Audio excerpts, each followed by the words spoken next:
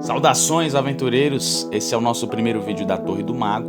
Hoje nós estaremos focados em falar sobre dúvidas específicas, montagens de ficha, de sistemas de RPG, não somente D&D, claro, mas de tudo aquilo que surgirem dúvidas, né? Eu levantei uma enquete no Instagram sobre a ficha do AD&D, quem já tinha feito, quem conhecia, quem não conhecia. Muitos conheciam, porém alguns ainda não conheciam. E, em especial, uma página mencionou que seria muito bom um vídeo falando sobre como montar a ficha, né? Eu dei uma pesquisada pelo Google, pelo YouTube. Tem poucos vídeos falando sobre como montar a ficha do AD&D, ou pouco material.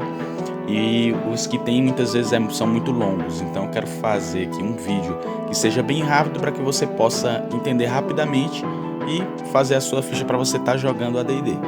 Beleza? Então vamos lá. Bom, então, essa ficha a gente pode estar baixando em qualquer lugar da internet, é só imprimir. E nós vamos aqui iniciar pela parte mais importante. Os demais detalhes você vai fazer conforme o seu critério, o seu personagem. Então, raças. As raças estão aí descritas basicamente as mesmas raças de D&D tradicional, né?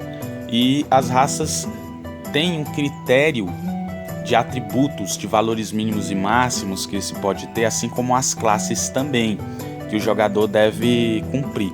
Então o primeiro passo é você rolar, né, os atributos. Tem vários métodos de se rolar os atributos, mas a gente sempre usa o mais comum, que o livro nos mostra, né? 4d6 que a gente rola e tira o menor. Então, rolados os atributos, a gente confronta esses números que nós obtivemos, né, com as tabelas que estão no início do livro. Então, se minha força for 12, eu tenho rolado os meus dados e tenho tirado um 12, eu confronto esse número com a tabela e aí eu vou descobrir a minha chance de acertar, o ajuste de dano, carga permitida, sustentação, abrir portas, barras e portais. Então, olhando aqui a tabela, eu vejo que eu não tenho chance de acertar, não tenho ajuste de dano, minha carga permitida é 45, sustentação 140, abrir portas 7, barras e portais 4%.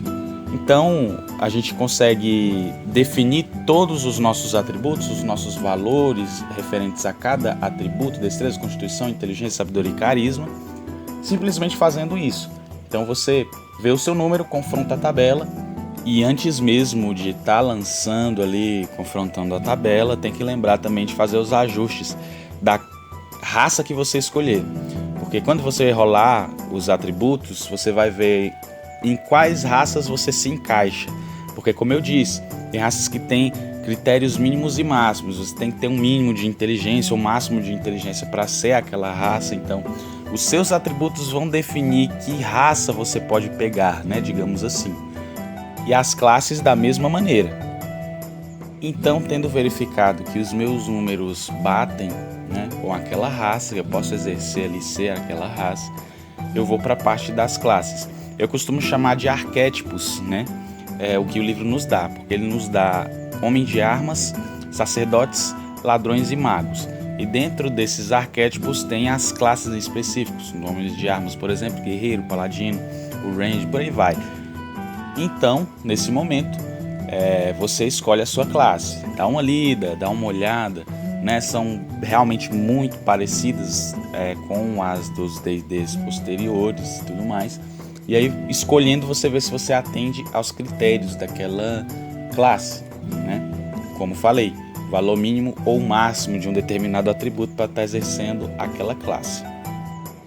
E essa informação a gente encontra logo no início, quando a gente vai ler sobre a classe. Então tem como você estar verificando, né? No iniciozinho, lá antes de ler a classe inteira, você vê se você atende os pré-requisitos, e as que você atender, você escolhe entre elas.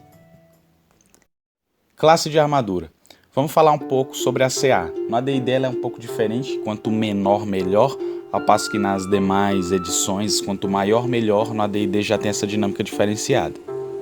A CA básica ela é 10 quando você não utiliza armadura, e em destreza você vai ter o ajuste defensivo, que vai ser o número que você vai subtrair destes 10, junto com a armadura que você está usando. Quando você utiliza uma armadura, ela dá uma cotação numérica que você subtrai da sua CA10.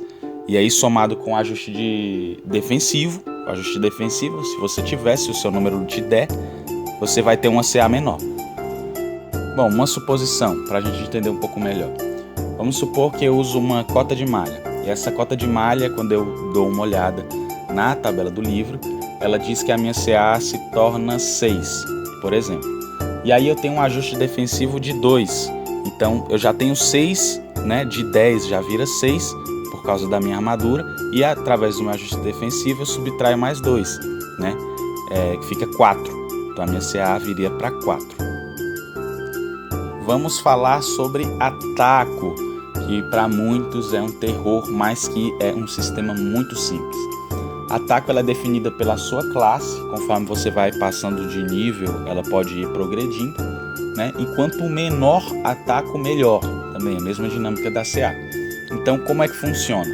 Ataco é basicamente o bônus base de ataque, o que seria ali na 3.5, D&D 3.5. Mas o que a gente faz? Nós temos a nossa ataco, nós subtraímos pela CA do inimigo quando nós vamos fazer um ataque, e o valor que der dessa subtração deve ser tirado no dado igual ou maior para que se obtenha um sucesso no ataque. Um exemplo, um guerreiro vai atacar um orc todo cheio de armadura. O guerreiro tem um ataque 12 e ele ataca o orc que tem CA 4. Então ele subtrai 12 por 4, que dá 8, e ele deve tirar 8 ou mais na rolagem do D20 para que ele obtenha um sucesso nesse ataque. Acho que deu para entender e é bem simples, mais simples do que parece. Testes de resistência. Eles são definidos pelos arquétipos da classe. Você vai lá, é homem de armas, arcanos, ladinos e tudo mais. Vai estar lá numa tabela, numa página específica. E você vai copiar de acordo com o seu nível ali naquela tabela. Vai estar lá arcano do nível 1 ao 5º. Vai estar lá os valores de testes de resistência. Para se fazer um teste de resistência, basta rolar um D20 e você tem que tirar um número igual ou maior que aquele número para poder estar passando nesse teste. Vamos falar sobre as perícias. Os grupos de perícias em AD&D são divididos em 2 tipos: perícias gerais e perícias com armas. É basicamente autoexplicativo. As perícias gerais são dadas pelo arquétipo de classe, né? Homens de armas, arcanos, sacerdotes, por aí vai. E os pontos são ganhos de acordo com uma tabelinha que nos mostra, né? Um exemplo, um arcano, ele ganharia pontos de perícias gerais iniciais 4, e ele ganharia 4 pontos a cada 3 níveis. Então de 3 em 3 níveis ele ganha mais 4 pontos, né, de perícias para ele estar, entre aspas, comprando essas perícias. E também existe o bônus de inteligência que você soma nesse número de perícias gerais, que é definido pelo valor do número de línguas lá da inteligência, né? Então esses números são somados e nós podemos comprar as nossas perícias. Você pode estar dando uma olhada lá no livro, na parte das perícias. Você vai verificar as que cabem à sua classe, ao seu arquétipo de classe, arcano, sacerdote e tudo mais. Então elas têm um custo de pontos, né? Variam entre 1 e 2 pontos que cada uma custa. E aí você vai subtraindo pelo número de pontos que você tem, o seu total. Você pode colocar mais de um ponto, né, em uma perícia. Vamos supor, astrologia ela custa 1 ponto. E aí se você colocar mais um ponto, você vai ganhar 1 ponto de bônus quando você for rolar. Se você observar bem, você vai ver que tem a perícia, o custo de pontos dela, a habilidade relevante, que é a habilidade que você usa quando você for fazer a rolagem, e um modificador, que pode ser positivo, negativo ou pode ser 0. Esse modificador você vai subtrair ou somar com o valor do atributo relevante. Astrologia, por exemplo, usa inteligência. Inteligência 0, modificador 0. Então isso quer dizer que eu não somo nem subtraio nada. Então, as perícias gerais elas funcionam da seguinte maneira: quando você for fazer um teste, você rola o D20, né?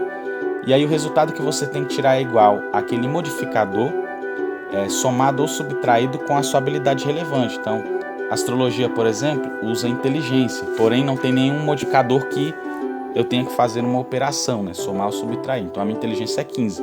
Então eu tenho que tirar 15 ou menos, né? A única rolagem que a gente faz para baixo, né? A gente tem que tirar igual ou menor. Lembrando que também um 20 sempre vai ser um sucesso e um 1 sempre vai ser um fracasso. As perícias com armas, da mesma maneira, confrontando ali a tabela, um arcano, por exemplo, tem um ponto inicial e ele ganha um ponto em cada 6 níveis. E a penalidade é -5 se ele utilizar uma arma na qual ele não é perito.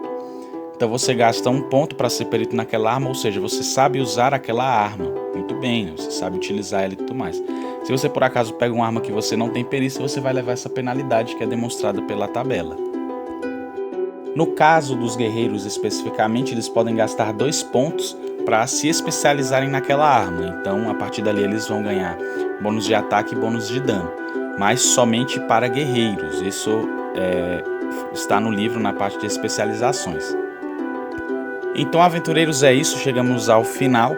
Qualquer dúvida nos comentários ou alguma outra coisa vocês podem estar colocando. E se faltou alguma coisa, a gente faz em um próximo vídeo, comenta em um próximo vídeo. Mas é isso aí. Uma boa sessão de AD&D para vocês, cheia de divindades, masmorras e dragões. E salve o RPG!